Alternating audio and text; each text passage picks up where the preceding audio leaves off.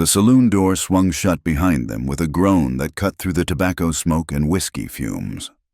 Eliza Hart pressed her back against the rough wooden wall, her father's grip iron tight on her wrist as he dragged her deeper into the dimly lit establishment. The floorboards creaked under their feet, sticky with spilled beer and God knew what else. "Pa, please," she whispered, clutching her worn Bible against her chest with her free hand. "Not here, not like this." But Samuel Hart's bloodshot eyes held no mercy, only the desperate gleam of a man who'd gambled away everything except his soul, and now, it seemed, he was willing to barter that too. The smell of cheap whiskey clung to him like a second skin. "Shut your mouth, girl," he hissed, yanking her forward until they stood in the center of the room. The piano music stuttered to a halt. Conversations died mid-sentence. Every eye in the Rimrock saloon turned toward them. Eliza's cheeks burned as her father raised his voice. "Gentlemen, I got here something worth more than gold dust." He shoved her forward, and she stumbled, catching herself on the edge of a poker table. "My daughter, 18 years old, pure as mountain snow, knows her letters, can cook, sew, and keep house. She'll make some man a fine wife." The words hung in the air like gun smoke. Eliza's stomach churned as rough laughter rippled through the crowd. Men leaned forward in their chairs, appraising her like cattle at auction. She recognized some faces: the blacksmith's assistant, the clerk from the general store, even old Jonas who ran the livery. Their familiar features twisted into something ugly and foreign. "How much you asking, Hart?" someone called out. $500, her father replied without hesitation. "Cash. Tonight." More laughter, harsh and mocking. "That's a hefty price for a scrawny thing," another voice jeered. Eliza's fingers tightened on her Bible until her knuckles went white. Through the haze of humiliation, she heard the church bell toll in the distance 9 o'clock. She'd been helping Mrs. Patterson with the Sunday school preparations just this morning. How had it come to this? "I'll give you 200, offered a man with greasy hair and breath that reeked of rotting teeth. And that's generous for damaged goods. "She ain't damaged," Samuel snarled. "She's untouched. I swear it on my mother's grave." The bidding began in earnest then, voices rising and falling like wolves circling prey. 300, 350, 400 from Bart Harlan, the cattle baron who owned half the valley and had buried 2 wives already. Eliza closed her eyes, praying for deliverance, for lightning to strike, for the earth to open and swallow her whole. Anything but this nightmare. Then, cutting through the din like a rifle shot, came a voice from the back of the room. "I can't control myself when I see your curves."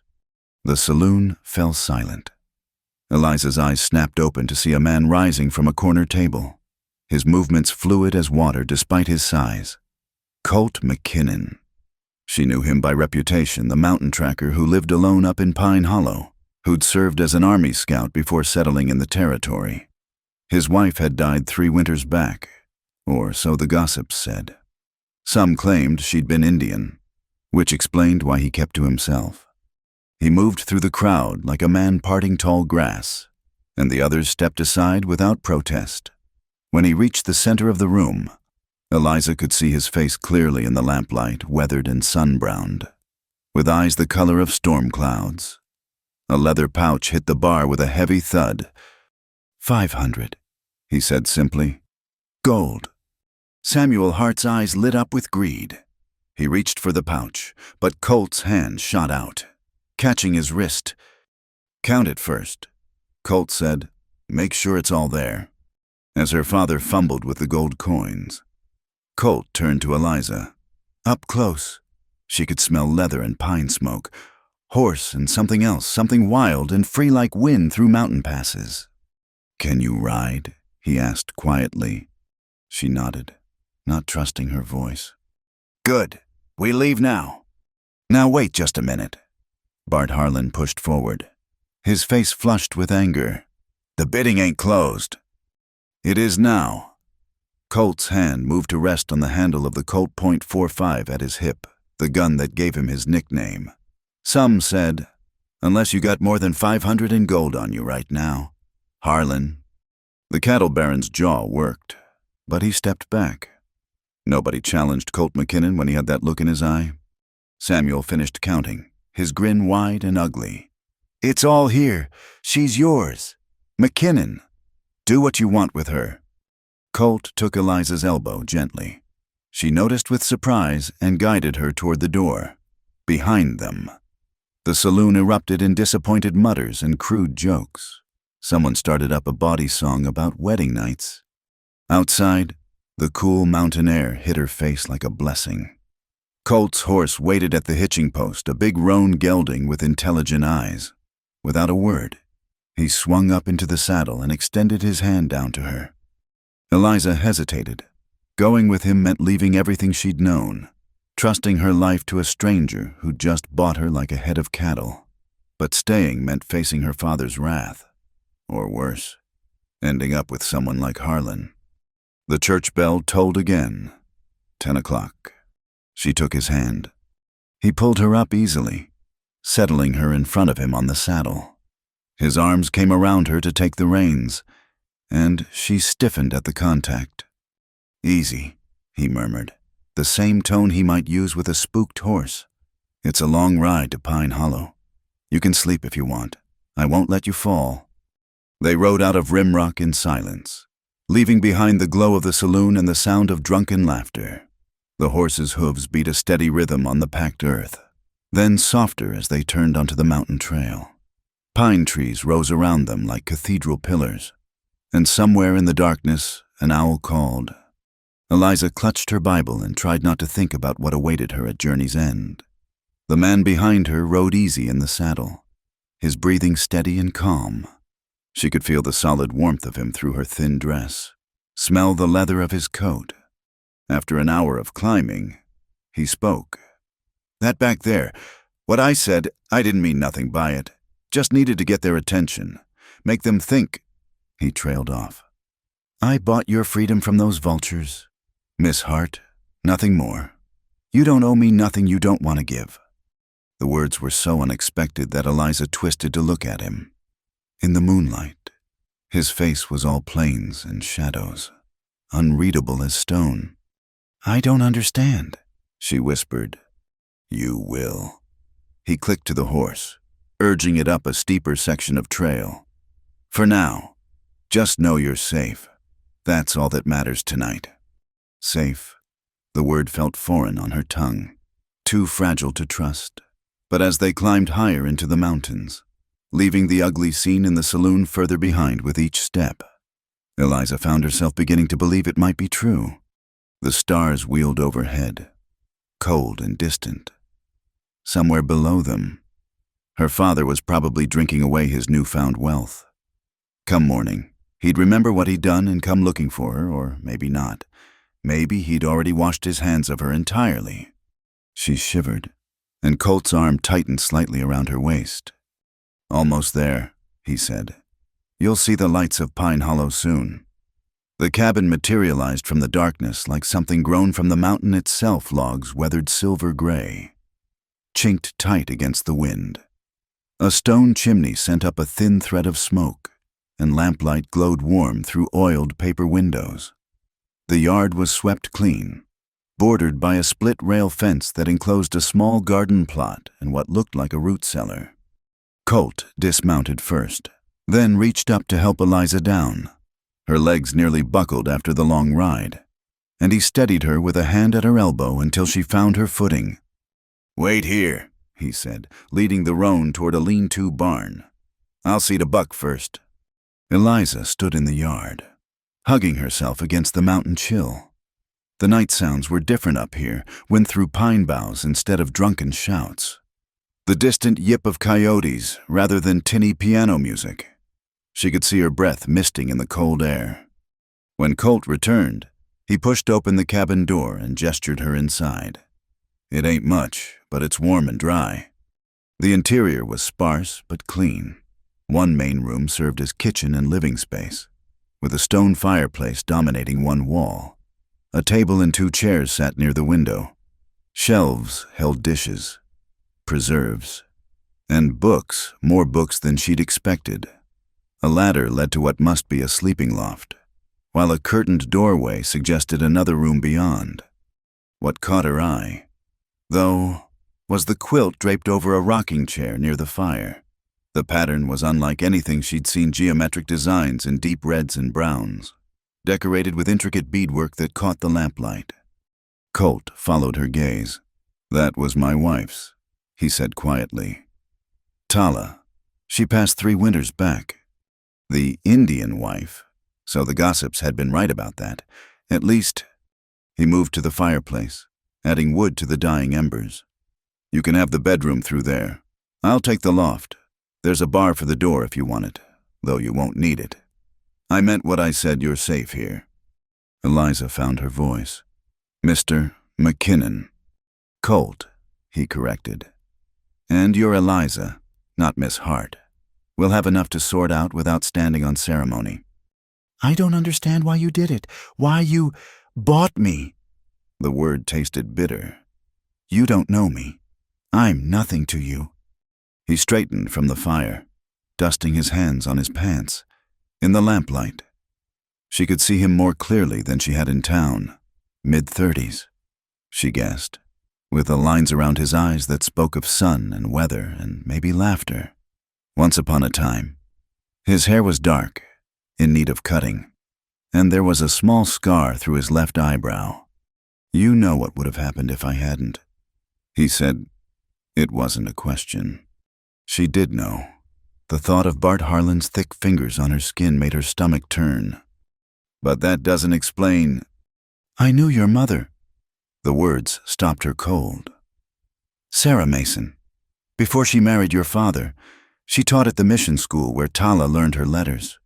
Was kind to her when most white women crossed the street rather than speak to an Indian." He moved to the shelves, pulling down a tin. "When I heard Sam Hart had a daughter, I kept an ear out. Heard you took after her in looks and temperament both." Eliza sank into one of the chairs, her legs suddenly weak. "She died when I was 8, the fever." "I know." Colt set the tin on the table tea. She realized. "Tala went to the funeral, though she had to stand at the back, said your mother was a good woman who deserved better than she got." The familiar grief rose in her throat. Pa wasn't always like he is now. He loved her. After she died, he started drinking, gambling. "Grief makes fools of us all." Colt's voice held understanding. "But it don't excuse what he did tonight." He busied himself with the tea, pumping water from a hand pump by the dry sink, setting the kettle on the stove. Eliza watched his movements, economical, practiced, a man used to taking care of himself. "What happens now?" she asked. He considered while measuring tea leaves. "That's up to you, the way I see it. You got choices. You can stay here until you figure what you want to do. I got need of help with the place cooking, keeping house, tending the garden come spring. You'd earn your keep fair and square. No obligation beyond that. And if I wanted to leave..." "There's a stage comes through Culver's Landing twice a month.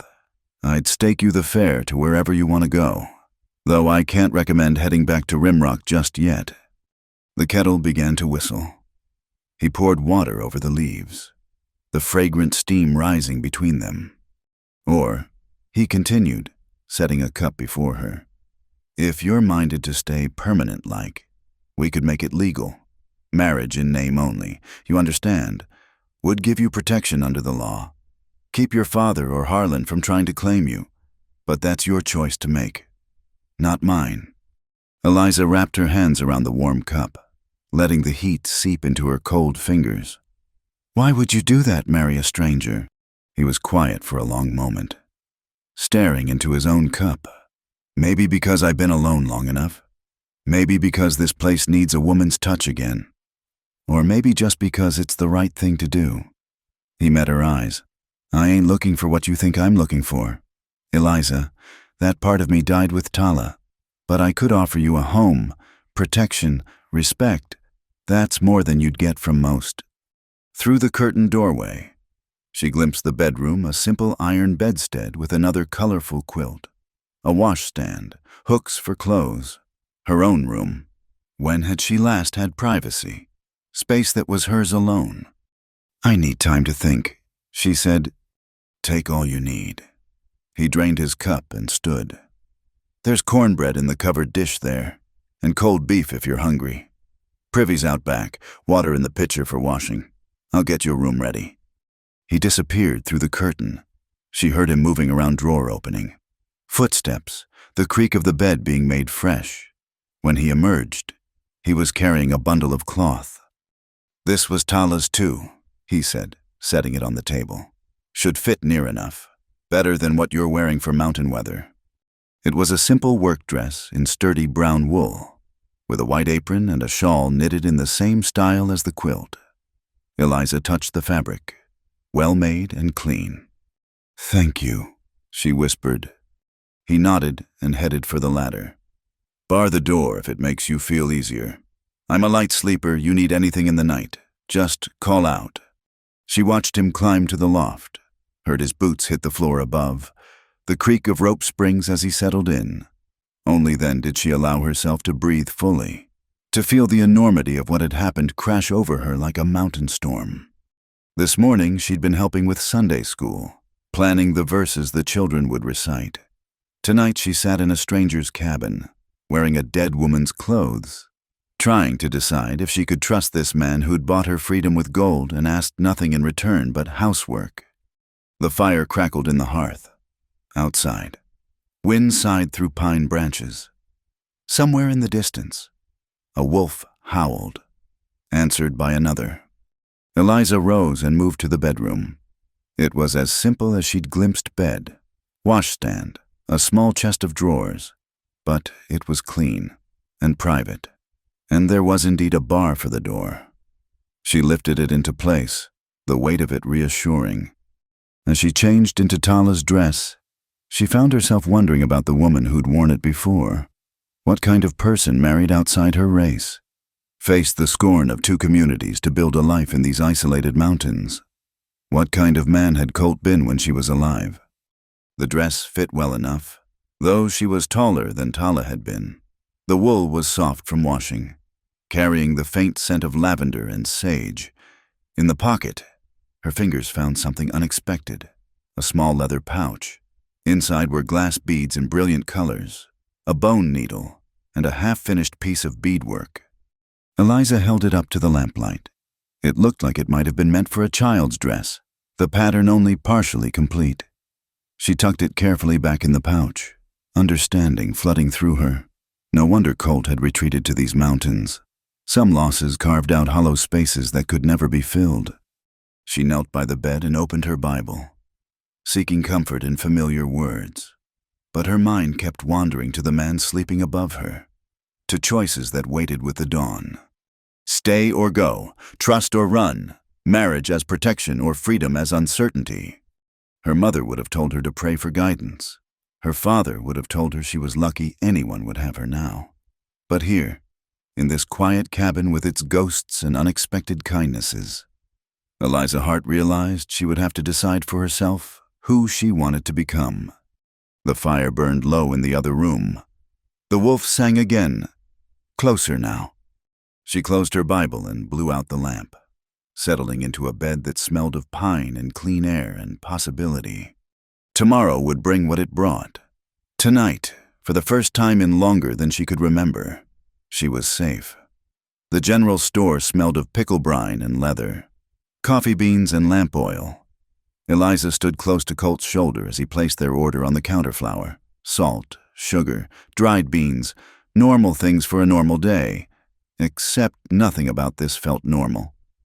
The store clerk, Josiah Pemberton, kept darting glances between them, his Adam's apple bobbing like he was swallowing words. They'd been at Pine Hollow for 5 days now. 5 days of learning the rhythm of the cabin, of careful distances maintained, of conversations that skirted around the circumstances that had brought them together. This trip to town was necessary. Supplies were low, and Colt had matters to attend to at the land office. "That all for you today, McKinnon," Josiah asked, his voice pitched higher than usual. "And a pound of coffee?" Colt replied evenly. "The good stuff, not that chicory mix." The bell above the door chimed, and the store fell silent. Eliza didn't need to turn to know who'd entered. She could feel the change in the air, see it in the way Josiah's face went pale. "Well, well." Bart Harlan's voice rolled through the store like distant thunder. "If it ain't the mountain man and his new purchase." Eliza's cheeks burned, but she kept her eyes forward. Colt's hand moved slightly, not quite touching her elbow, but close enough she could feel its presence. "Harlan." Colt's acknowledgement was bare civility. The cattle baron moved into view, flanked by two of his men. He was a big man running to fat, with pale eyes that reminded Eliza of a snake's. His clothes were fine, too fine for a frontier town, all black broadcloth and silver buttons. "Miss Hart." Harlan touched his hat brim in mock courtesy. "Or should I say, Mrs. McKinnon, though I haven't heard tell of any wedding." "The lady's affairs are none of your concern," Colt said quietly. Harlan pulled a folded paper from his vest pocket. "Oh, but they are. See, I had my lawyer look into that little transaction at the saloon. Interesting thing about contracts, McKinnon, they need to be legal to be binding." Eliza's heart began to pound. Colt shifted slightly, putting himself between her and Harlan. "State your business plain," Colt said. Harlan unfolded the paper with theatrical slowness. "This here's a contract of indenture, signed by Samuel Hart. Seems he owed me considerable money gambling debts from my establishment. He put up his daughter as collateral months ago." He smiled, showing too many teeth. "That means she was already mine before he tried to sell her to you. Your gold bought nothing, McKinnon." The store seemed to shrink around them. Eliza gripped the counter edge to keep her hands from shaking. "That's a lie," she heard herself say. "Pa never—" "Oh, but he did." Harlan produced another document. His signature, clear as day, and witnessed proper, too. Judge Morrison has already reviewed it. All legal and binding. Colt took the papers, scanning them quickly. His face gave nothing away, but Eliza saw the muscle in his jaw tighten. "Even if this is real," Colt said, "and I got doubts about that she's under my protection now." "Protection?" Harlan savored the word. "That what you're calling it, a man and woman living alone up there, no marriage certificate, no proper arrangement." He addressed the store at large. "Seems to me that's another word for something else entirely." "Watch your tongue," Colt warned, steel creeping into his voice. "I'm a reasonable man," Harlan continued, ignoring the threat. "I'm willing to buy out your interest. Say half what you paid, consider it a lesson in checking the merchandise before you buy." "She's not merchandise," Colt said flatly, "and she's not for sale." "Then I'll see you in court." Harlan tucked the papers away. "Judge Morrison rides circuit next week. We'll settle this proper then. Unless—" He let the word hang. "You could save us all the trouble. Send her down to my place tonight. I'll forgive the confusion. No hard feelings." Colt's hand did touch Eliza's elbow then, light but firm. "We're done here." He turned to Josiah. "Put it on my account." "Now hold on." One of Harlan's men stepped forward. "Mister, Harlan ain't finished talking." What happened next was so fast Eliza almost missed it. Colt's free hand swept out, catching the man's wrist as he reached for his gun. There was a twist, a cry of pain, and the man was on his knees, his arm bent at an unnatural angle. "We're done," Colt repeated in the same level tone. He released the man, who scrambled back, cradling his wrist. Harlan's face had gone red. "You just made a mistake." "McKinnon, I own the law in this valley." "Maybe." Colt guided Eliza toward the door. "But you don't own her." Outside, Eliza's knees nearly buckled. Colt steadied her, leading her to where their wagon waited. He helped her up onto the seat, then climbed up beside her. taking the reins. They were halfway out of town before either spoke. "Was it true?" Eliza asked quietly. "About the contract. The signature looked real enough." Colt kept his eyes on the road. "But signatures can be forged. Witnesses can be bought. Harlan's been known to do both." "What are we going to do?" He was quiet for a moment. "You got any proof your father didn't sign that paper? Any witnesses to say he never mentioned owing Harlan?" She shook her head, misery washing over her. He kept his business to himself, and he was drunk most times anyway. "Then we need something else, some way to prove Harlan's lying." "How?" Colt turned the wagon onto the mountain road. "I got an idea about that, but first, we need to make sure you're protected legal-wise. That marriage offer I made, I'm thinking you should consider it serious now." Eliza's breath caught. "You still want to, even with all this trouble?" "Especially with all this trouble." He glanced at her.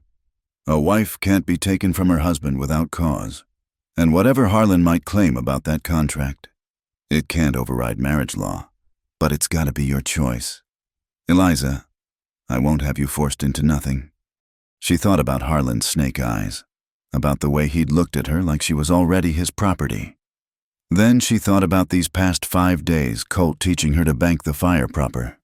The comfortable silences while they worked. The way he always knocked before entering any room she was in. "When?" she asked. "Tomorrow, if you're willing. Reverend Miller comes through Cedar Falls on Saturdays. It's a longer ride, but worth it to avoid questions in Rimrock." "All right." The words came out stronger than she felt. "Yes, I'll marry you." He nodded once. "We'll leave at first light. Bring whatever you want to keep. We might not be coming back to the cabin for a spell, depending on how things go." They rode the rest of the way in silence, but it was a different kind of quiet than before. Eliza found herself studying his profile, the steady way he handled the reins, the alert set of his shoulders even on this familiar road. He'd defended her in that store without hesitation, put himself between her and danger like it was the most natural thing in the world. "Colt," she said as they turned up the final stretch to the cabin. "Yeah. Thank you for what you did back there. For all of it." He pulled the wagon up in the yard before answering. "That's what decent folk do for each other. Eliza, look out for one another when trouble comes calling." He set the brake and turned to face her fully. "I know this ain't what either of us planned, but I promise you this long as you're under my protection. Marriage or no, won't nobody lay a hand on you against your will. Not Harlan, not your father, not nobody." The fierce certainty in his voice made her throat tight. "I believe you." "Good." He jumped down from the wagon. "Now let's get these supplies in. We got preparations to make." As they unloaded the wagon together, Eliza caught herself thinking about her mother. Sarah Mason had married for love and ended up with a man who drowned his grief in whiskey and gambling. Maybe marrying for protection, for respect and quiet kindness, wasn't such a bad bargain after all. The sun was setting behind the mountains, painting the sky in shades of rose and gold. Tomorrow she'd stand before a preacher and pledge herself to a man she barely knew, all to escape the claims of another man she knew too well to be dangerous. But tonight, she had a safe place to sleep and honest work for her hands. Tonight, that was enough. Eliza, Colt called from the doorway. "You coming? I'll teach you how to make that cornbread you liked." She gathered the last of the parcels and followed him inside, into the warm sanctuary of the cabin that would, God willing, be her home. The water bucket slipped from Eliza's raw hands, clattering against the well's stone edge. She managed to catch it before it tumbled down into the darkness, but not before splashing herself thoroughly. 2 weeks of marriage, 2 weeks of trying to prove herself useful, and she still moved through these tasks like a child playing house. "Easy there." Colt appeared at her elbow, taking the rope from her blistered palms. "You're fighting it too hard. Let the weight do the work." He demonstrated, his movement smooth and economical. The bucket descended and rose as if it weighed nothing. Eliza watched his hands on the rope, scarred and capable. so different from her father's soft gambler's fingers. "My hands are too weak," she said, frustrated by her own inadequacy. "Your hands are learning." He set the full bucket aside and took her hands in his, turning them palm up to examine the blisters. "These'll toughen up. Everyone starts somewhere." His touch was clinical, careful, but Eliza felt heat rise in her cheeks anyway. Since their hasty marriage in Cedar Falls, they'd maintained the same respectful distance as before. Separate rooms, careful courtesies. But sometimes, moments like this, she wondered what it would be like if things were different. Thunder rumbled over the mountains, and Colt released her hands, scanning the darkening sky. "Storm coming in fast. We best get the animals secured." They worked together, driving the chickens into their coop, checking the barn door latches. The wind picked up, sending pine needles skittering across the yard. By the time they reached the cabin, the first fat raindrops were falling. "I'll get supper started," Eliza said, but Colt shook his head. "Sit, let me tend those hands first." He fetched a tin of salve from the shelf, gesturing for her to take the chair by the fire. Eliza sat, feeling useless as he knelt before her, working the healing ointment into her blisters with gentle efficiency. "Tala made this," he said quietly.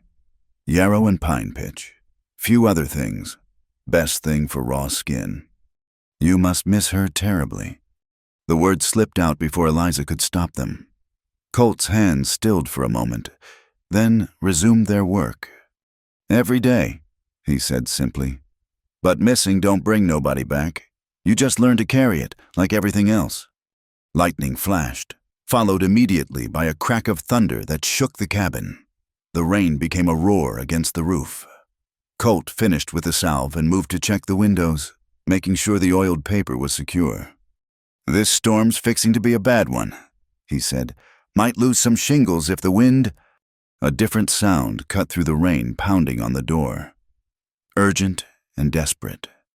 Colt's hand went to his gun as he moved to answer it. "Who's there?" "It's Mary Westbrook, please. I need help." Colt yanked open the door. Mary stumbled in. Soaked through, her gray hair plastered to her head. Eliza recognized her from town, the minister's widow, a woman who kept to herself mostly. "What's wrong?" Colt steadied her as she swayed. "It's my grandson, Tommy. He was playing in the barn when the storm hit. A beam came down his legs trapped, and I can't shift it alone.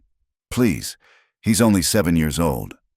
Colt was already reaching for his coat. "How far?" "Just past Miller's Creek, maybe 2 miles. That bridge will be dangerous in this weather." Eliza said, "Have to chance it." Colt pulled on his boots. "Eliza, get the medical supplies together. Mary, you stay here, get warm. I'll bring the boy back." "I'm coming with you," Eliza said. "No, too dangerous." "You'll need help if he's badly hurt, and I'm smaller, might fit places you can't." She was already reaching for Tala's rain slicker. "We're wasting time arguing." Something passed across his face, surprise, maybe, or respect. "All right, but you do exactly as I say." They saddled 2 horses quickly, Eliza taking the gentler mare. The rain lashed at them sideways as they rode, turning the trail to mud. Lightning illuminated the forest in stark, terrifying moments. Eliza bent low over the mare's neck, trusting the animal to follow Colt's gelding. Miller's Creek was a torrent, the narrow bridge awash. Colt dismounted, testing the boards. "We walked them across." He shouted over the storm, "One at a time." Eliza's heart hammered as she led the mare onto the slick planks. The water raged inches below, carrying branches and debris. Halfway across, the mare balked, eyes rolling white. "Easy, girl," Eliza crooned, fighting her own terror. "Just a little further." Step by agonizing step, they made it across. Colt followed with his mount, and they remounted, pushing toward the Westbrook place. The barn was old, half collapsed now under the storm's assault. They could hear the boy crying before they even dismounted. Tommy, Colt called. "We're here to help." "My leg hurts." The voice was high, terrified.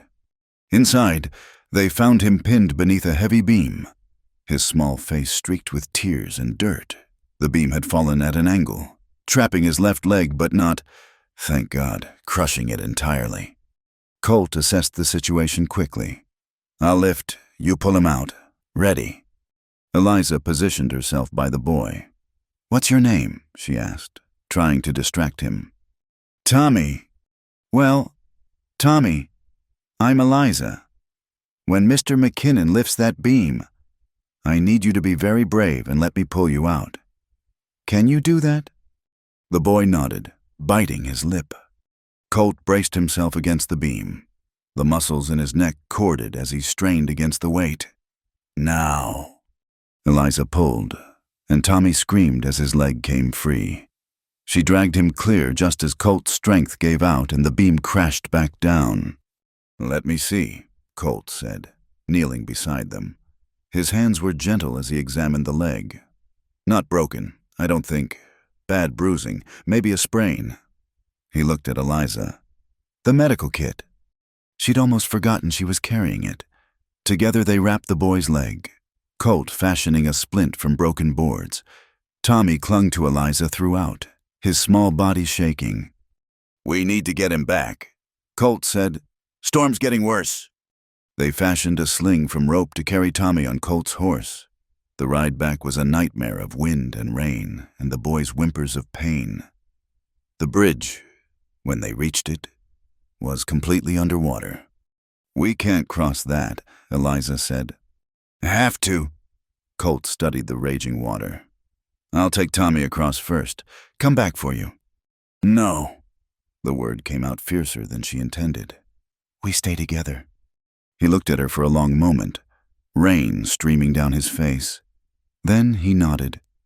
Together, then they dismounted, Colt carrying Tommy while Eliza led both horses. The water was knee-deep on the bridge now, the current trying to sweep their feet from under them. Eliza's mare spooked, jerking the reins from her numb fingers. "Let her go!" Colt shouted. But Eliza lunged for the reins, knowing they'd need the horses. The mare's panic pulled her off balance. For one terrifying moment, she felt herself tilting toward the raging water. Then Colt's free arm caught her, pulling her against him, anchoring her to the bridge. "I got you," he said in her ear. "I got you." Step by step, they fought their way across. On the other side, Eliza's legs gave out, and she sat hard in the mud, shaking. Colt set Tommy down gently and knelt beside her. "You did good," he said. "Real good." By the time they reached the cabin, the worst of the storm had passed. Mary fell on her grandson with tears of relief, while she fussed over Tommy by the fire. Colt drew Eliza aside. "That was brave. What you did, foolish, maybe, but brave." "I couldn't let you go alone," she said simply. "No," he said, and there was something new in his voice, something warm. "I'm starting to see that." Later, after Mary and Tommy were settled in the main room for the night, Eliza found herself unable to sleep. She sat by her window, watching the clouds break apart to reveal stars. A soft knock came at her door. "Come in." Colt entered, carrying 2 cups of coffee. "Figured you might be wakeful too." They sat in companionable silence, sipping the strong brew. Finally, Colt spoke. "You did more than help tonight. You showed what you're made of." He paused. "I want you to know this marriage might have started as necessity, but I'm glad you're here. Eliza. Truly." The words warmed her more than the coffee.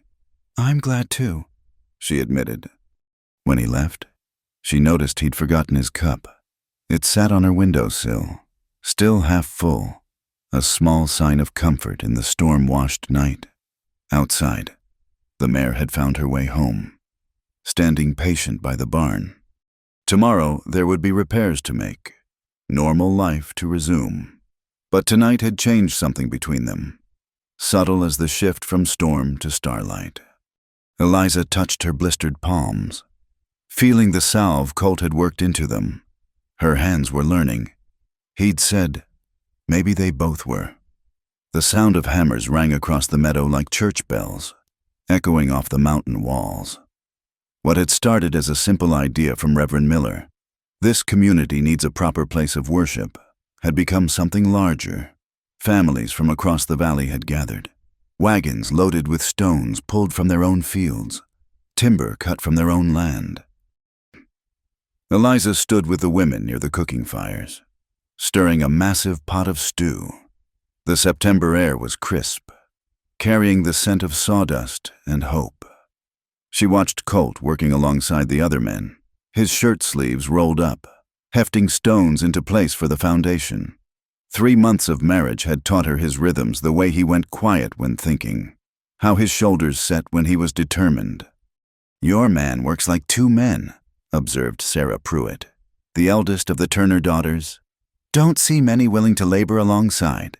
She caught herself, but Eliza knew what she'd almost said, alongside Indians. For among the workers were several native families, including Joseph Crow Feather and his sons. It had been Colt who'd invited them, ignoring the murmurs of disapproval from some of the valley folk. "Good neighbors help each other," Eliza said simply, ladling stew into bowls. "That's what Reverend Miller preaches, isn't it?" Sarah flushed but said nothing more. Young Mary Turner, barely 16, edged closer to Eliza. "Is it true what they say, that Mr. McKinnon's first wife was Indian?" "Shoshone," Eliza confirmed, keeping her voice neutral. "Her name was Tala." "Weren't you uncomfortable moving into her house?" Eliza thought of the beaded quilt still on the rocking chair, the herbal remedies she used daily, the garden plot laid out with native wisdom about which plants helped each other grow. "No," she said quietly, grateful. Maybe she built a good home. A commotion near the worksite drew their attention. Bart Harlan had arrived, mounted on his black stallion, accompanied by several of his men. The hammering gradually ceased as workers turned to watch. Well, Harlan's voice carried clearly. "Building a church. Are we on whose authority?" Reverend Miller stepped forward, wiping his hands on his work pants. He was a small man, but his voice held steady. "The Lord's authority, Mr. Harlan, and the territorial charter allows for religious construction on communal land." "This isn't communal land," Harlan said. "I've got papers that say this whole meadow belongs to me, part of the original Spanish grant." "Funny how those papers keep appearing whenever you want something," Colt said, moving to stand beside the Reverend. Harlan's eyes narrowed. "You calling me a liar? McKinnon." "I'm saying your papers have a habit of being convenient." The tension stretched taut as a bowstring. Eliza found herself moving forward, knowing Colt's temper when it came to Harlan. But before she could intervene, another voice spoke up. "I have papers too." Everyone turned to see Joseph Crow Feather reach into his vest. He produced a leather folder, worn with age. Treaty of 1851. This valley was recognized as shared ground, neutral territory for all peoples. He looked directly at Harlan. "Your Spanish grant, if real, would be invalid." Harlan's face darkened. "Indian treaties ain't worth the paper they're written on." This one was witnessed by the territorial governor. Joseph continued calmly, "and filed in the Federal Registry. Would you like to see the seal?" For a moment, Eliza thought Harlan might actually dismount and start a fight. Then one of his men leaned in, whispering urgently. Harlan's jaw worked. "This isn't over," he said finally. "You're all trespassing, and I'll prove it in court." He wheeled his horse around. "And McKinnon, I haven't forgotten about your stolen property. That day of reckoning is still coming." After they'd gone, work resumed, but with a different energy. Eliza noticed how the native workers and white settlers began talking more, sharing water, passing tools without being asked. When young Tommy Westbrook recovered from his barn accident, started playing with the Crow Feather children. Nobody said a word to stop them. "That was brave," Eliza told Joseph during the lunch break. Showing those papers. The older man's weathered face crinkled into a smile. Your husband did brave first, inviting us. Bravery spreads like ripples in water. As afternoon wore on, Eliza found herself helping with the actual construction, carrying smaller stones for the foundation. Her hands, once so soft, now lifted and placed rocks without complaint. When she paused to rest, she caught Colt watching her with something like pride. "You don't have to do the heavy work," he said, joining her. "I want to help build it," she replied. "This church, it's not just walls and a roof. It's saying we all belong here. Together." He was quiet for a moment, then nodded. "Tala would have liked you," he said softly. She believed in bringing people together too. It was the first time he'd spoken of his late wife so directly, and Eliza felt the trust in those words like a gift. As the sun began to sink, Reverend Miller called everyone together. The foundation was complete, a rectangle of fitted stones that would support walls and dreams alike. He asked everyone to join hands for a blessing. Eliza found herself between Colt and Mrs. Crow Feather. Their hands linked as the Reverend's voice rose in prayer. Across the circle, she saw hard faces softened by shared purpose. Children of different colors standing shoulder to shoulder. Women who'd whispered about each other now united in this moment. "Lord, bless this foundation and all who laid it." Reverend Miller intoned, "May this church be a beacon of hope, a place where all your children find welcome." When the prayer ended, people were slow to release hands, as if reluctant to break the spell. Then someone Eliza never saw who began to sing, "Rock of Ages," the old hymn rising into the mountain air. Voice after voice joined in, harmonies weaving together like the fitted stones at their feet. Colt's bass rumbled beside her, surprising her. She hadn't known he could sing. When she glanced up at him, he was looking not at her but at the foundation, and she saw his eyes were bright with unshed tears. Later, as wagons began departing in the twilight, Sarah Pruitt approached Eliza again. "I'm sorry," she said quietly, "for what I said earlier, what I almost said." "We all have things to learn," Eliza replied. "That's what grace is for." The ride home was quiet, stars beginning to prick the darkening sky. Colt drove the wagon while Eliza sat beside him, wrapped in a shawl against the evening chill. "Today was good," she said finally. "Better than good." He glanced at her. "You did something today. Got people seeing past their differences. That's a rare gift." "I just served stew and carried rocks." "No." His voice was firm. "You showed them it was natural, working together. Made it real instead of just words from a pulpit." He paused. "That's why I'm glad you're staying." The last word hung between them. They'd never discussed the temporary nature of their arrangement since the wedding, both careful not to disturb the peaceful routine they'd built. But now, "I am staying," Eliza said softly. "If you'll have me, not just for protection anymore, but because this feels like home." Colt's hand found hers on the wagon seat, his fingers warm and calloused. "It is home," he said. "Yours as much as mine. More, maybe, for what you've brought to it." They drove the rest of the way in comfortable silence, hands linked, while behind them the foundation stones of the new church stood solid in the starlight, waiting for walls to rise and bells to ring and all God's children to find welcome within. The morning sun streamed through the gaps in the church walls, still only half built, casting patterns of light and shadow across the rough floor. Eliza stood before Reverend Miller in her best dress, not white, but a soft blue that brought out her eyes.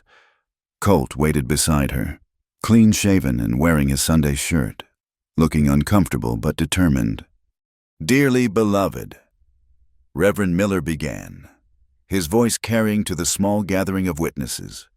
"We are gathered here to solemnize what God has already blessed, the union of Colt and Eliza McKinnon." A few women dabbed at their eyes.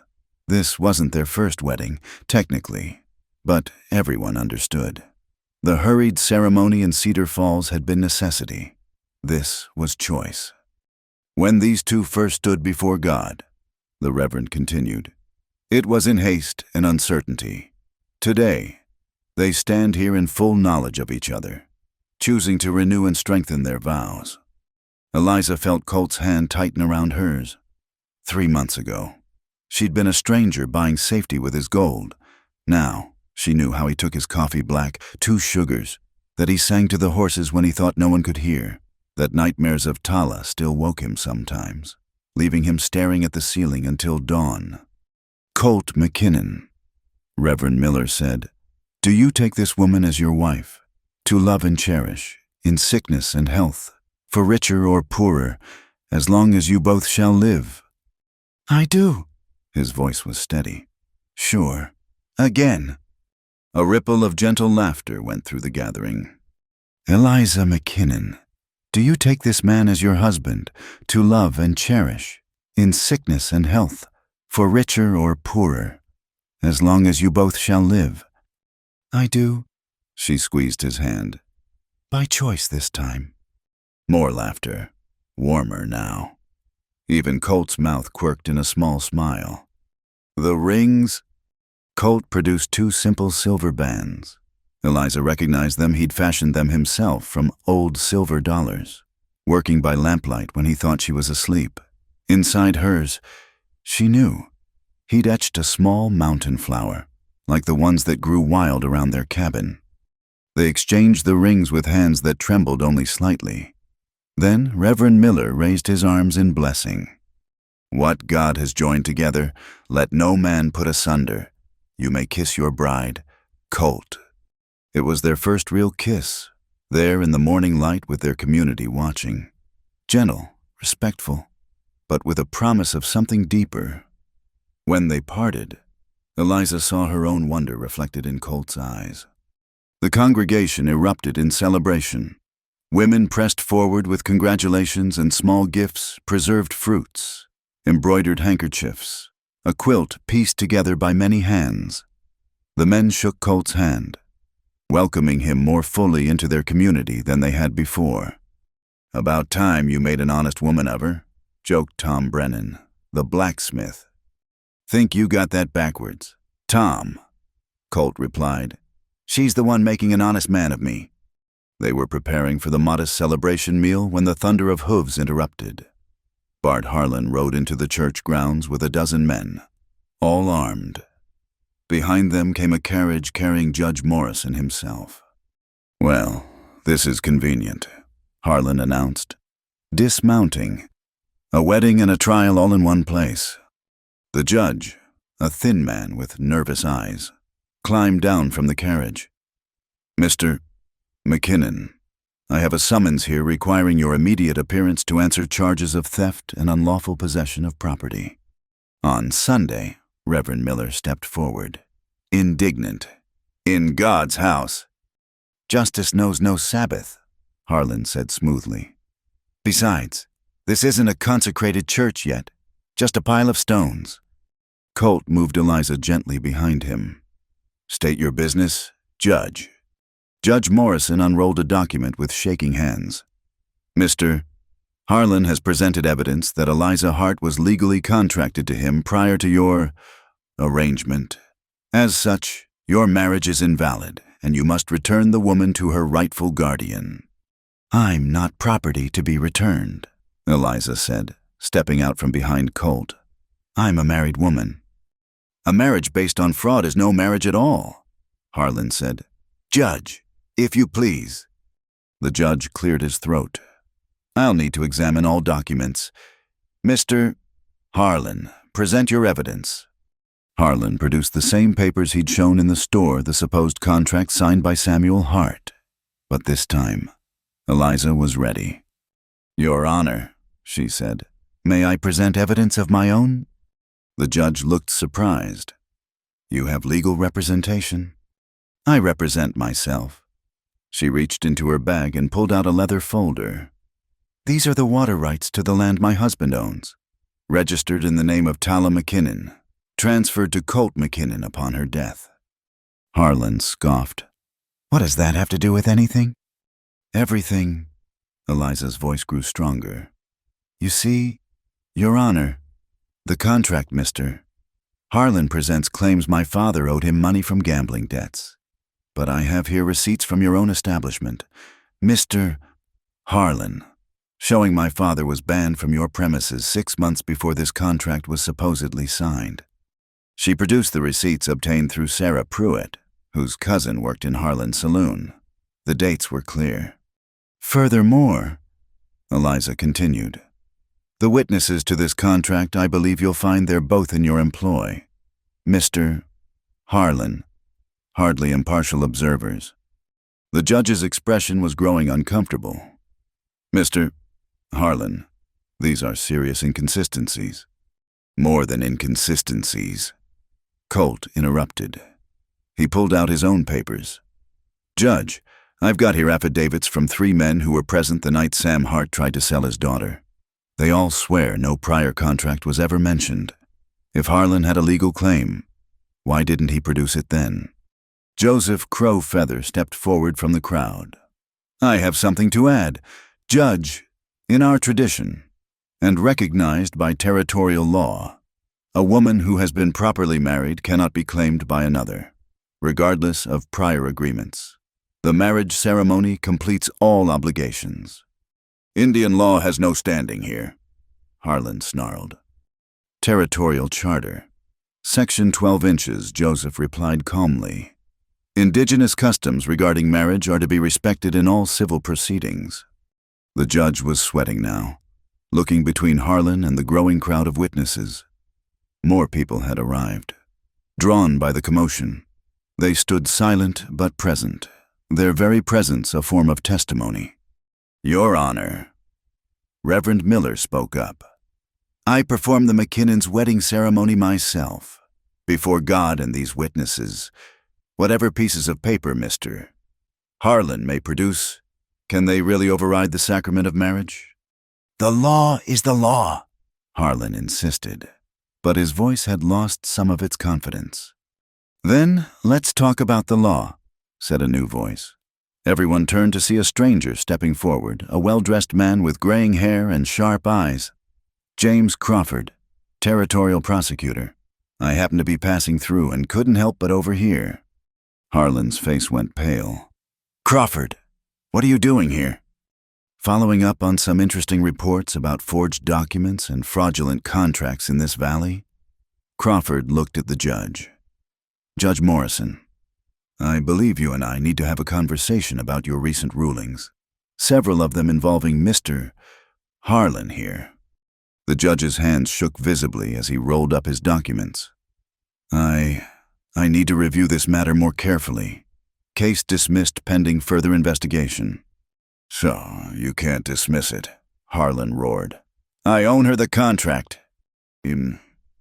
Mr. Harlan, Crawford said mildly. I'd be very careful about claiming to own any person. The 13th Amendment has some strong words about that. He turned to Colt and Eliza. My apologies for the disruption to your wedding day. I'll be in touch about those water rights.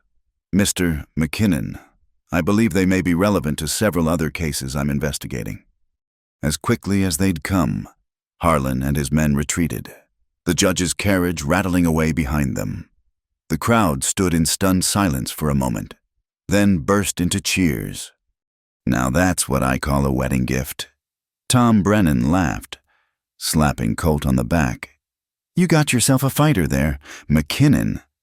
But Colt was looking at Eliza with something like awe. You did that. You gathered all that evidence, planned it all out. She smiled, suddenly shy. I had help. Sarah, Joseph, others, people who believe in justice. No, he said softly, taking her hands.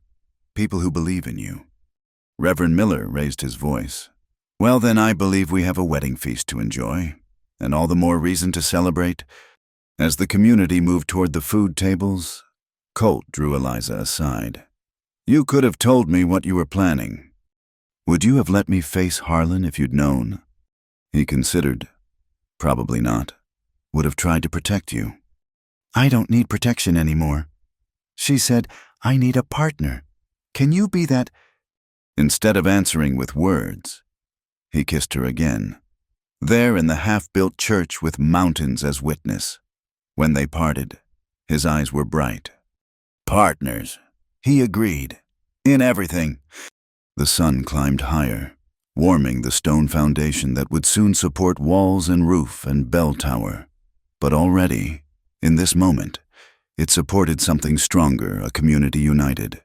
A wrong made right, and a marriage built not on necessity, but on choice, courage, and growing love. The courtroom smelled of wood polish and fierce sweat. Every bench was packed, people standing along the walls and crowding the doorway. Judge Morrison sat behind his desk, looking smaller than he had at the church, his eyes darting between Harlan and the territorial prosecutor who'd arrived to observe. The court will come to order. Morrison's gavel fell with a weak tap. We're here to address the matter of property rights concerning my wife. Colt interrupted, his voice carrying steel. Her name is Eliza McKinnon. Use it. The judge flushed. Yes, well, Mr. Harlan has filed a claim stating prior contract for Mrs. McKinnon's services. Prosecutor Crawford stood from his seat in the gallery. Your Honor, I'm here merely as an observer, but I must note that referring to any person as property could prejudice these proceedings. Morrison's Adam's apple bobbed. Of course, my apologies.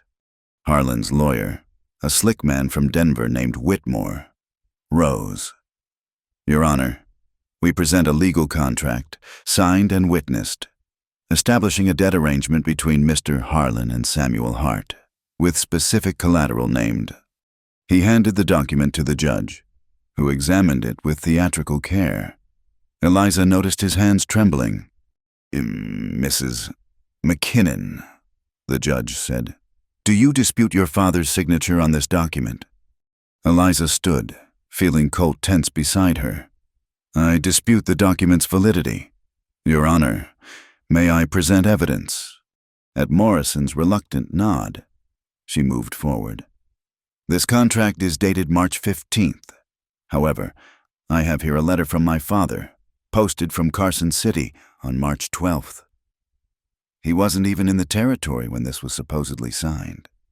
She handed over the letter, one of the few her father had sent during his wanderings, kept out of foolish hope he might change.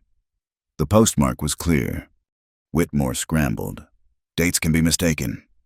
Additionally, Eliza continued, one of the witnesses, Mr. Jake Townsend, was in the territorial prison that entire month for assault.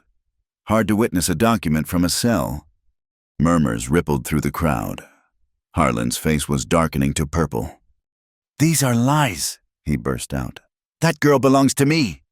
No one belongs to anyone, Colt said, standing. But if we're talking about debts and obligations, let's discuss the water you've been stealing from my land for 3 years.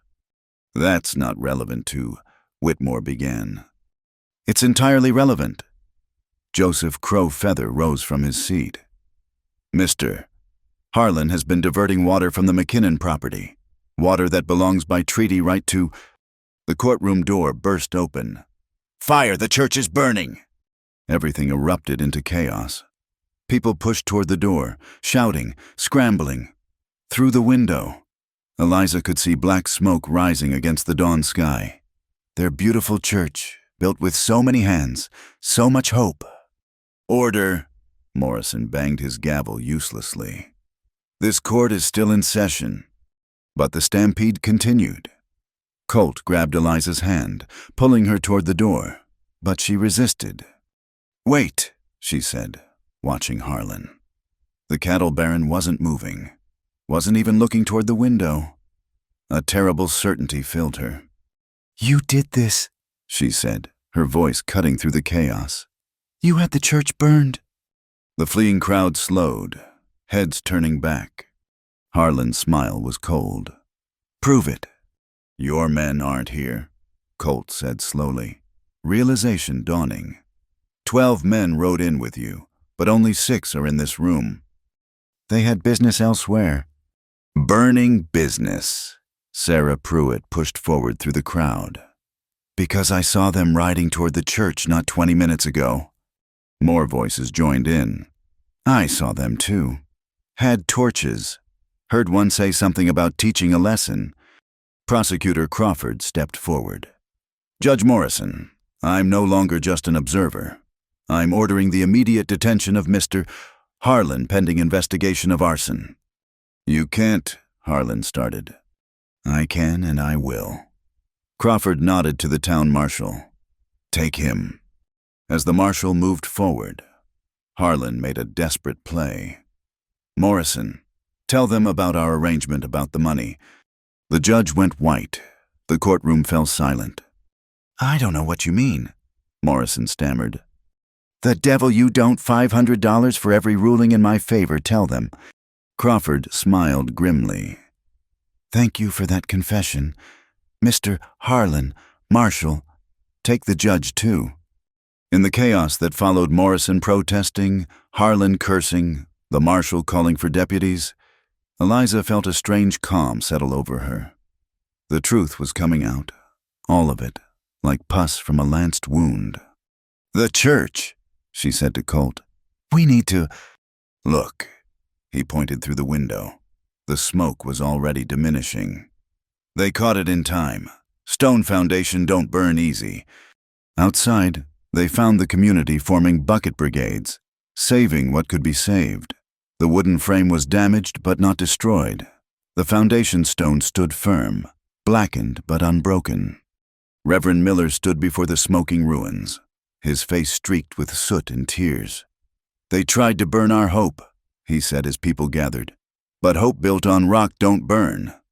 We'll rebuild. Tom Brennan declared, better than before. With a bell tower this time, added Mary Westbrook, so everyone can hear when justice rings.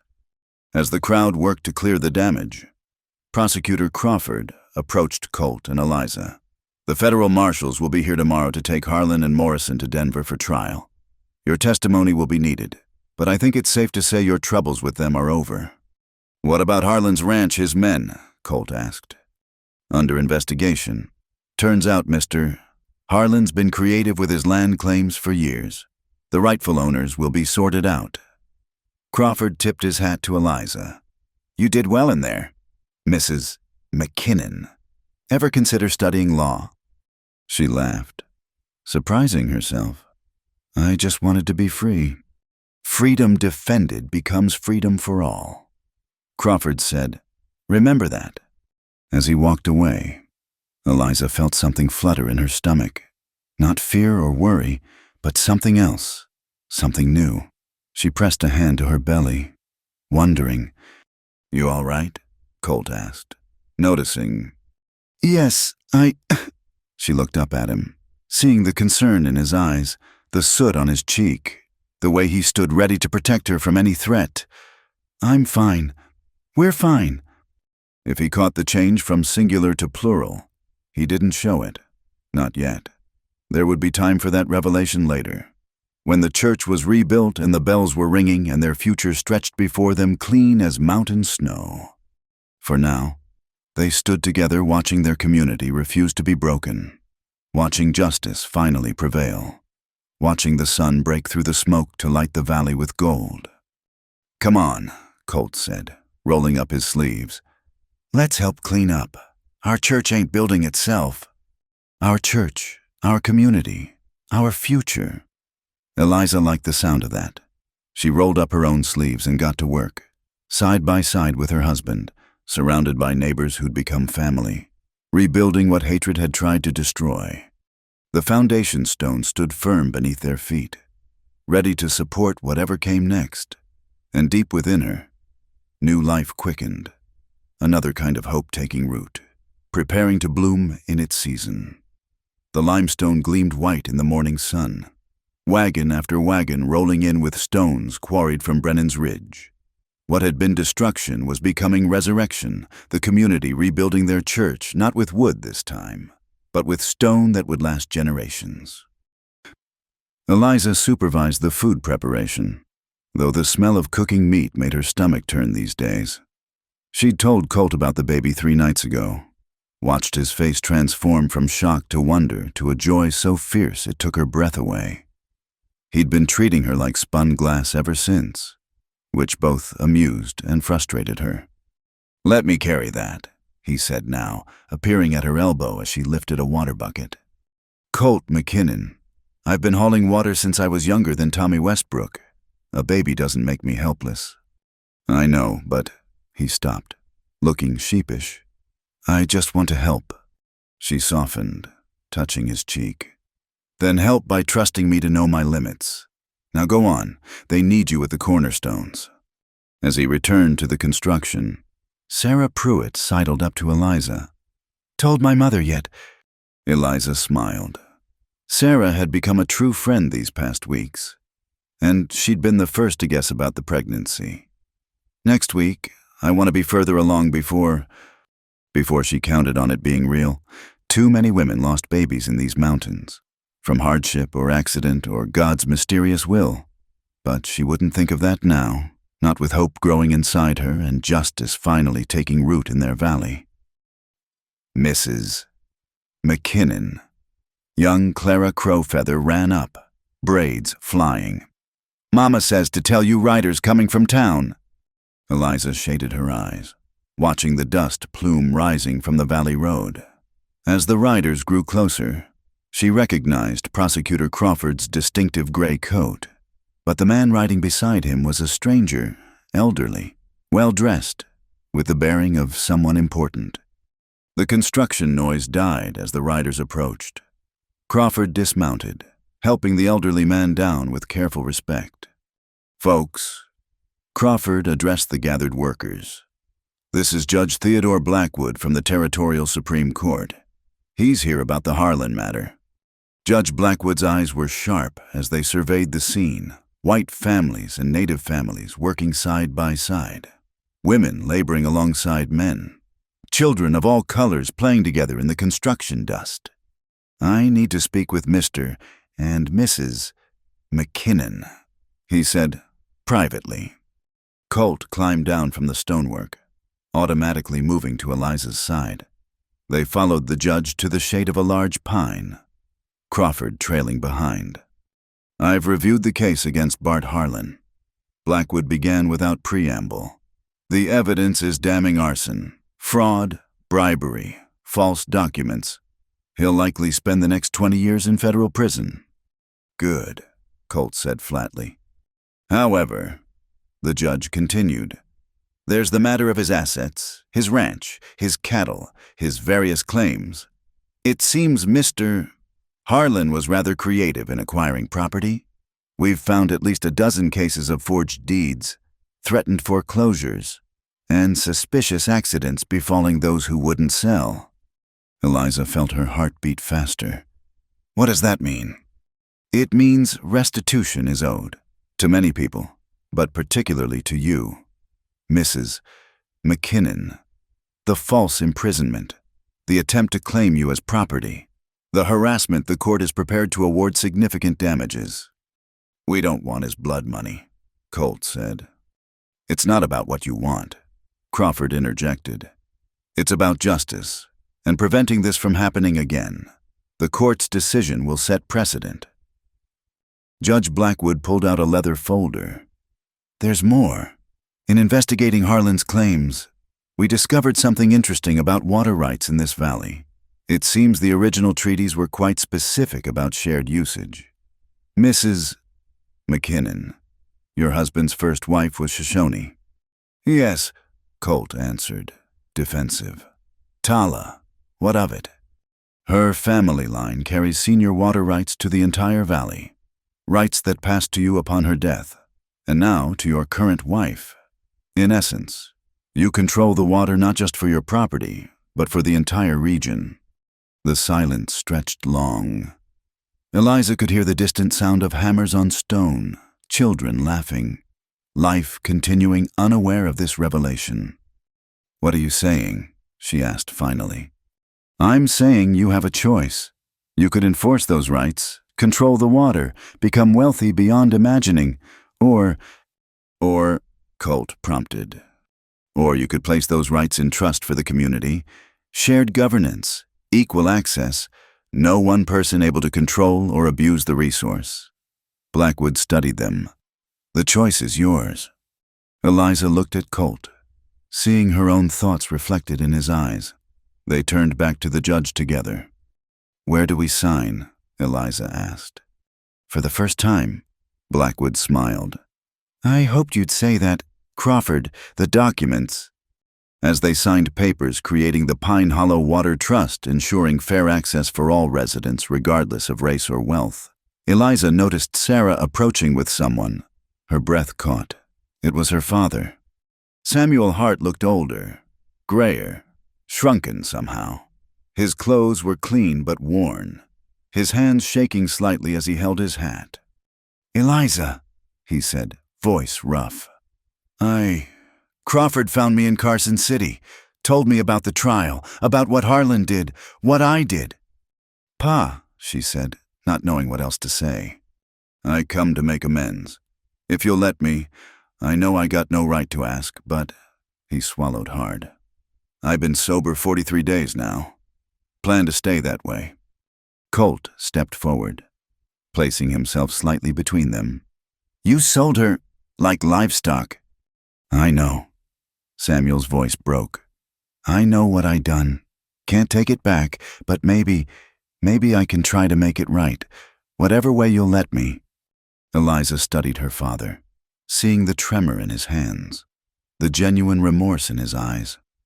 She thought of the baby growing inside her, of the world they were trying to build. "You can stay for the church raising," she said finally. "We'll see after that." Samuel's eyes filled with tears. "Thank you.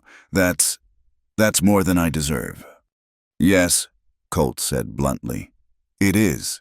But that's what grace looks like. Don't make us regret it."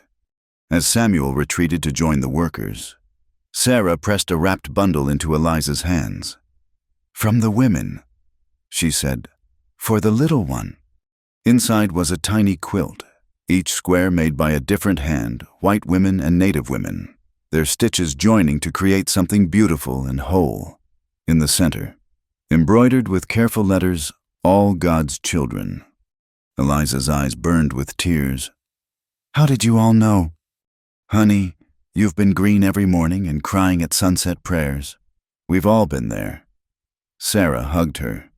"This baby will be born into a community that's ready to love it." The afternoon wore on. Judge Blackwood departed with promises that justice would be thorough. The church walls rose higher, stone by stone. Samuel Hart worked alongside the others, speaking to no one but laboring hard, as if he could sweat out his sins.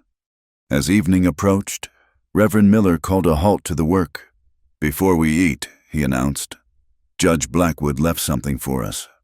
He produced a wooden box, opening it to reveal a brass bell, smaller than what they'd eventually hang in the tower, but perfect for now.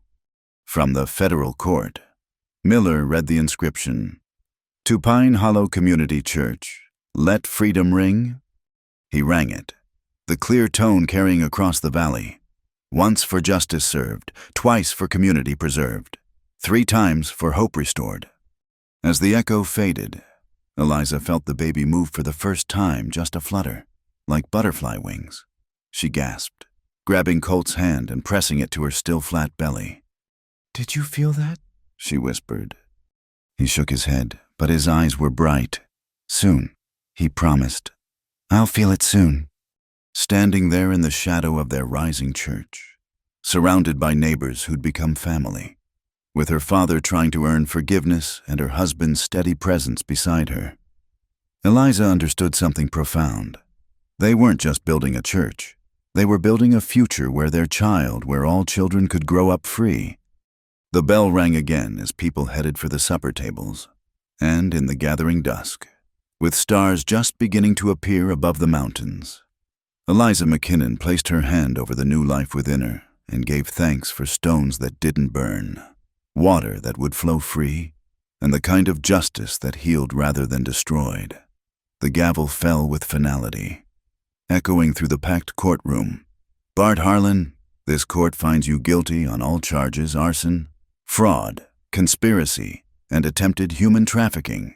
You are hereby sentenced to 25 years in the federal penitentiary." Harlan's face twisted with rage as the marshals moved to shackle him. "You'll regret this," he snarled at Eliza. "All of you, my men, will." "Your men are scattered to the winds," Marshal Davies interrupted calmly. "Those we didn't arrest have fled the territory. Your empire is finished, Harlan." As they dragged him out, Harlan made one last desperate lunge toward Eliza. Colt moved like lightning, stepping between them, but it was unnecessary. The marshals had firm hold, and Harlan could only rage impotently as they hauled him away. "It's over," Eliza breathed, one hand on her swelling belly. "6 months along now, the baby's movement strong and sure." "Almost," Judge Blackwood said, rising. "There's still the matter of restitution. The court has ordered Harlan's assets liquidated. The proceeds will be distributed among his victims, with a substantial portion going to rebuild the church and establish a community fund." Outside the courthouse, the April air was sweet with spring blossoms. The crowd that had gathered erupted in cheers as they emerged. Samuel Hart stood at the edge, still uncertain of his welcome after these months of hard-won sobriety. "Pa," Eliza called, surprising herself.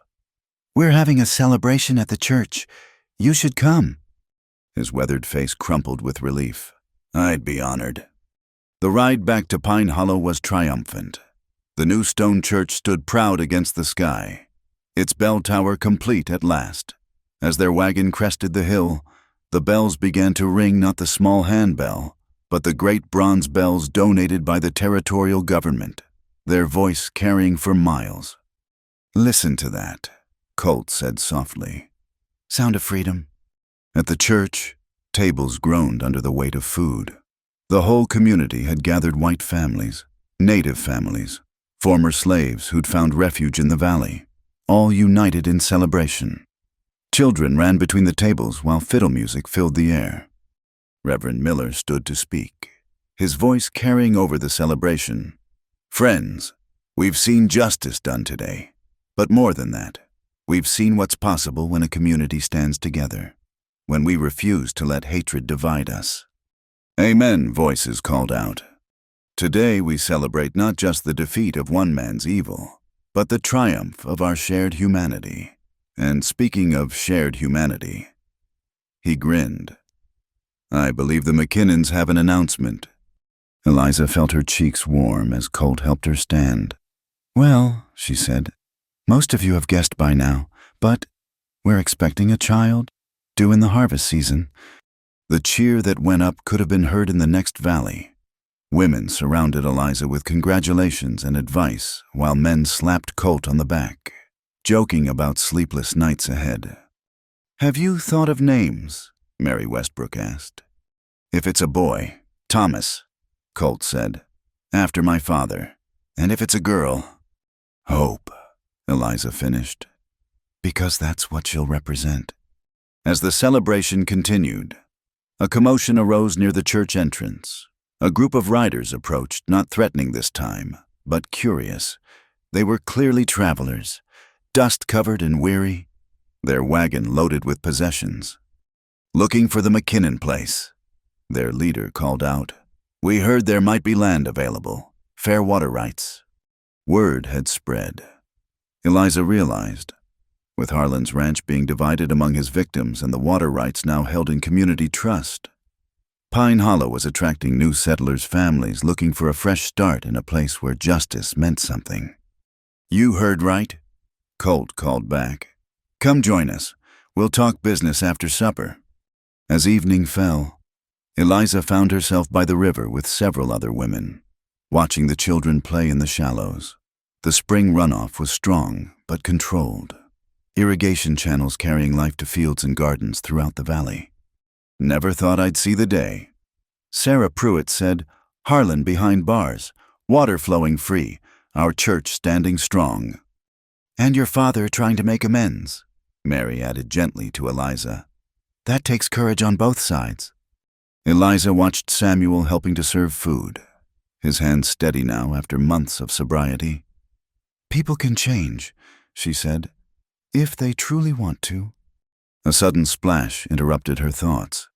Tommy Westbrook had fallen in the deeper water, the current catching him. Without thinking, Eliza plunged in after him, her pregnant belly making swimming awkward but not impossible. She caught his shirt, pulling him to safety as other hands reached to help them both out. Eliza Colt was there in an instant, wrapping a blanket around her shoulders. "What were you thinking?" "I was thinking that boy needed help," she said, teeth chattering. Tommy clung to his grandmother, scared but safe. "You could have hurt yourself. The baby." "But I didn't."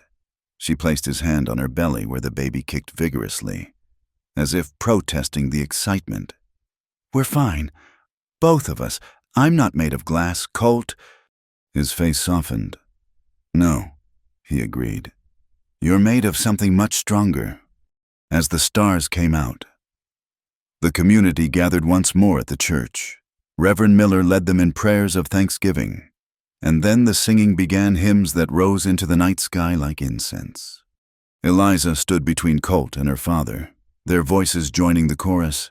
She thought of Tala, whose sacrifice had made this possible, of the women who'd sewn the baby quilt with hands of different colors, of the men who'd stood against Harlan's threats, of the children who played together without thought of the divisions that had once seemed insurmountable. "I can't control myself," Colt whispered in her ear during a pause between hymns. "When I see your courage."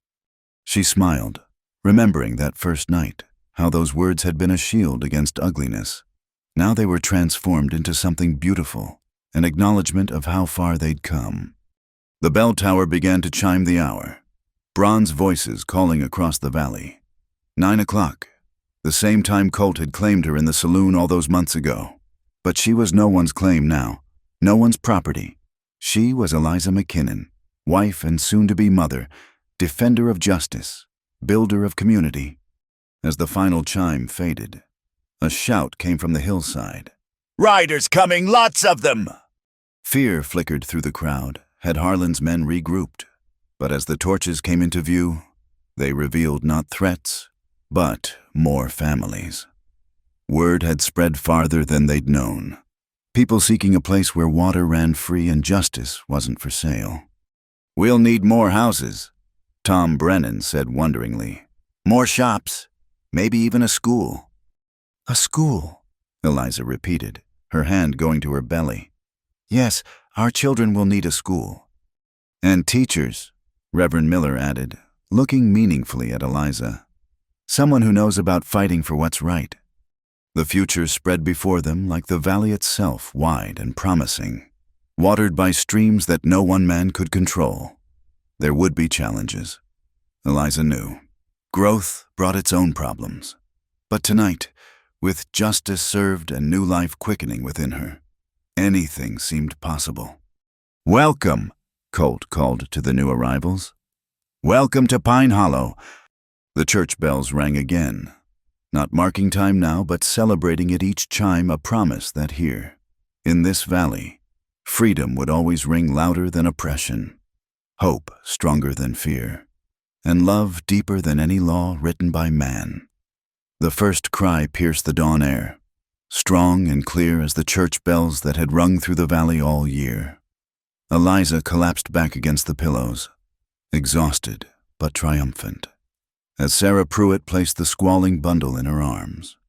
"A son," Sarah announced, beaming, "healthy and loud as his papa when he's riled."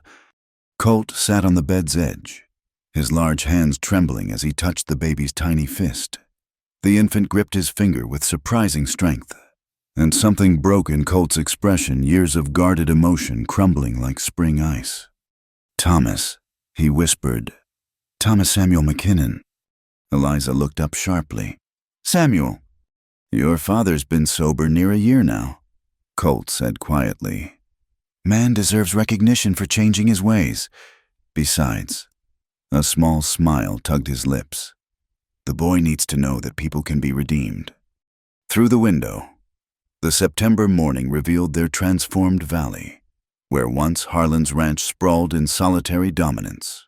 Now, neat homesteads dotted the landscape.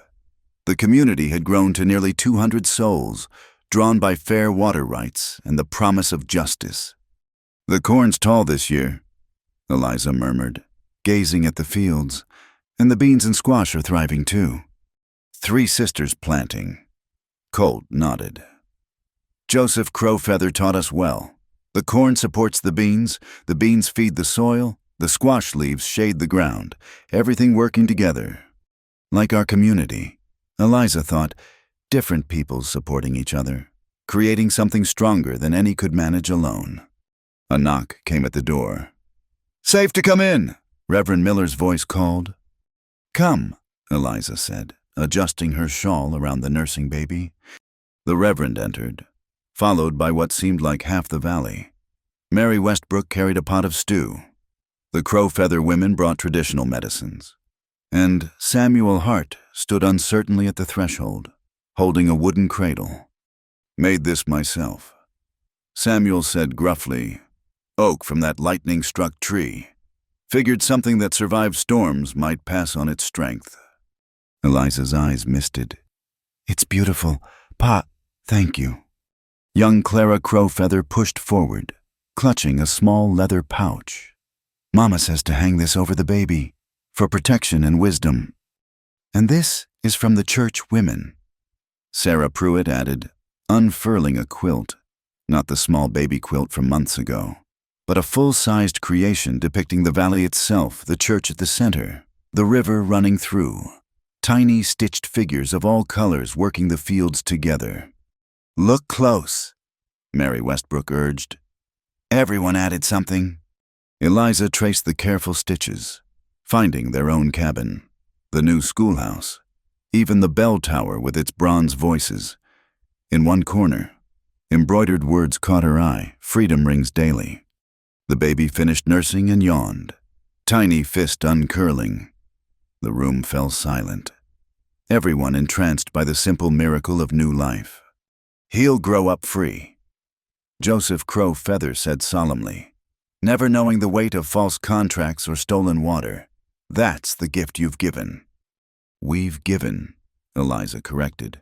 "All of us together." As the visitors filed out, leaving the new family to rest, Colt pulled his chair close to the bed. The baby slept between them, making small sounds of contentment. "Never thought I'd have this again," Colt admitted. "After Tala, I figured my chance at family was buried with her." "She brought us together," Eliza said, her memory, her wisdom, even the herbs that helped with the birthing, all from her garden. Colt was quiet a moment. "Remember that first night what I said in the saloon?" "I can't control myself when I see your curves," Eliza quoted, smiling. "Such poetry." "Saved your life with those words. Shocked them long enough to get you out." He took her hand. "But now I got better words." "Oh." "I can't control myself when I see your courage. The way you stood up to Harlan, built bridges between folks who'd never talked before. The way you dove in that river for Tommy, pregnant and all." His voice roughened. "The way you took a broken man and made him whole again." "You were never broken," Eliza said. "Just grieving. And you saved me first.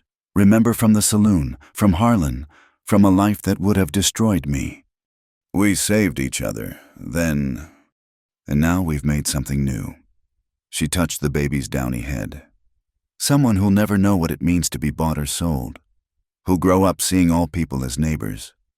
The church bells began to ring, not the hourly chime, but a celebration peal. Word had spread about the birth, and the community was marking it the way they marked all important moments now together. Through the window, Eliza could see people gathering at the church. Someone had hung garlands of autumn flowers from the bell tower. Children ran between the adults' legs, while the elderly sat on benches, sharing stories of other births, other beginnings. "Want to take him down?" Colt asked. "Show him off proper." "In a bit." Eliza leaned into his solid warmth. "Right now, I just want to sit here, in our home, with our son, watching our community celebrate. Is that selfish? That's human. He kissed her forehead. And you've earned a moment's peace. But peace in Pine Hollow was never solitary for long. Soon enough, fiddle music drifted up from the church, followed by the smell of roasting meat. The harvest celebration had merged with the birth announcement, creating one of those spontaneous festivals that marked their community. When they finally did venture down, the baby wrapped warm against the September breeze. The entire valley seemed to pause. Then a cheer went up that probably scared every deer for miles. To young Thomas, Reverend Miller raised a cup of cider. May he grow strong and just like his parents. To the future, others called out. To freedom, to community. Eliza stood in the church she'd helped rebuild, holding the son she'd thought she'd never have, surrounded by people who'd become family. Her father stood with the other men, clear-eyed and proud. The Crowfeather children played with the settler children. No thought of difference between them. Former slaves shared tables with former soldiers, all united in celebration. "Look what you built," someone said, and Eliza turned to find Prosecutor Crawford, returned for a visit. Not just the church, all of this, a place where justice means something. "We all built it," Eliza said, "stone by stone, choice by choice." "Still," Crawford smiled, "that offer stands. You know, if you ever want to study law properly, territory needs more people who understand justice comes from the ground up." Eliza glanced at Colt, who nodded. "Maybe someday, when Thomas is older. For now, I've got my hands full with the school." "And the water trust meetings," Colt added. "And the harvest coordination, and helping the new families settle." "A full life," Crawford agreed. "The best kind." As the sun set over Pine Hollow, painting the mountains gold and rose, Eliza found herself back where it all began, not in a smoky saloon, but in its opposite, a place of clean air and honest work, where bells rang for joy instead of last call, where children grew free instead of desperate. "I can't control myself," Colt whispered in her ear as they watched their son sleep in his oak cradle. "When I see our future spread before us like this valley wide and green and full of promise." "Good thing you don't have to control yourself anymore," Eliza whispered back. "You're home. We're home. And this," she gestured to their sleeping child, "their sturdy cabin, their thriving community. This is what freedom really looks like." The church bells chimed one last time as stars began to appear overhead, not marking an ending, but another beginning in the long story of Pine Hollow, a place where justice rang as clear as bronze bells, where water flowed free for all who thirsted, and where love had transformed a desperate purchase into a life worth living. In his cradle, Thomas Samuel McKinnon stirred and settled, dreaming whatever dreams babies dream. Around him, the valley settled too, secure in the knowledge that tomorrow would bring its own challenges and its own triumphs, but they would face them together, as they always had, as they always would. Free! Thank you so much for listening to this story of love, redemption, and justice in the Old West. I'm curious to know where in the world you're enjoying these tales of the frontier. Please share your location in the comments below so we can connect and discuss your thoughts about Eliza and Colt's journey. If you enjoyed this story, please subscribe to Wild West Stories 1850, give this video a like, and don't forget to hit the hype button to help more people discover these tales of courage and hope from the American frontier.